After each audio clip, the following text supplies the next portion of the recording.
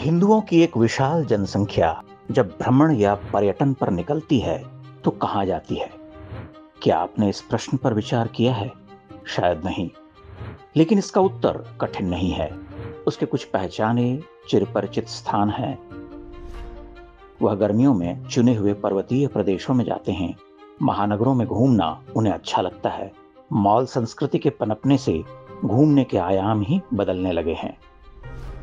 स्थानीय पुराने बाजार अपनी महत्ता खो रहे हैं तो हमारे अपरिचित, विलुप्त और काल के थपेड़े सहकर भुलाए जा चुके स्थलों, भवनों और मंदिरों की चिंता कौन करे? दिल्ली और आसपास के शहरों में ही रहने वालों से पूछ कर देख लीजिए कि वे 400-500 किलोमीटर की दूरी पर स्थित कितने ऐतिहासिक स्थलों के बारे में जानते हैं, विशेषकर उन स्थलों के बारे में जो हिंदू हैं। उनसे बुंदेलखंड और चंबल की धरती की धरोहरों के बारे में पूछिए। क्या आप जानते हैं कि दिल्ली से मात्र 270 किलोमीटर की दूरी पर बसे मध्य प्रदेश के छोटे से शहर मुरैना के पास प्राचीन और दिव्य मंदिरों का खजाना है?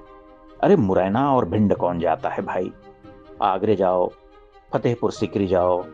भिंड मुरैना तो बागियों लुटेरों का अड्डा है। परंतु जरा ठहरिए।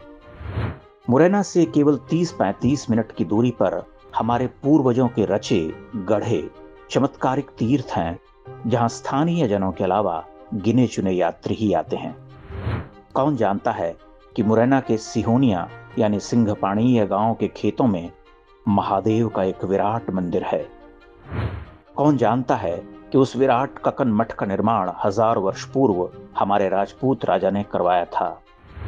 कौन जानता है कि वह मंदिर अप्रतिहत समय की मार, आपदाओं और आक्रांताओं के प्रहार को सहकर आज भी खड़ा है? किसने उस दिव्य मंदिर को देखना चाहा?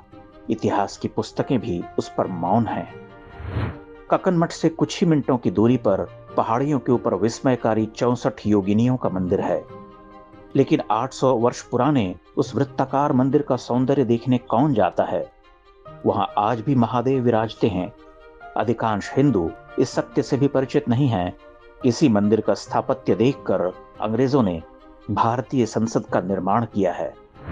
कितने लोग जानते हैं कि 64 योगिनी मंदिर से 10 मिनट की दूरी पर चंबल और बुंदेलखंड का सबसे अविश्वसनीय स्थल है बटेश्वर, जहां प्राचीन भारत में एक साथ 200 मंदिर थे।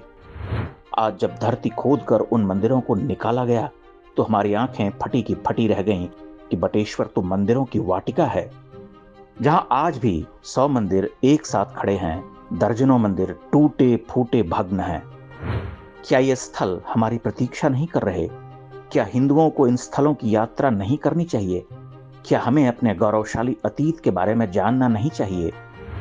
यही वह भारत है जिसके बारे में इतिहासकार कहते हैं the wonder that was India. इसी भारत को देखकर यूरोपीय पुरातत्ववेत्ता चकित रह गए थे। लेकिन हम भारत के लोग, विशेषकर हिंदू, शिमला मनाली अधिक जाते हैं। ऋषिकेश जैसे तीर्थ को भी हमने आमोद प्रमोद और अय्याशी का अड्डा बना डाला है। हम भला चंबल और बुंदेलखंड के गांव देहात के इन भूले बिसरे स्थलों, मंदिरों की सुध क्यों लें? किंतु सत्य तो यही है कि जिस भारत का हमें मान है वह इन भुला दिए गए क्षेत्रों में ही रहता है।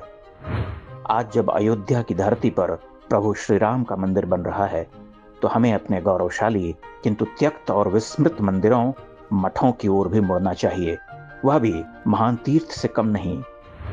इन तीर्थों ने लंबे समय तक उपेक्षा की मार सही। अब ये हिंदू पगचिन्ह खोजते हैं।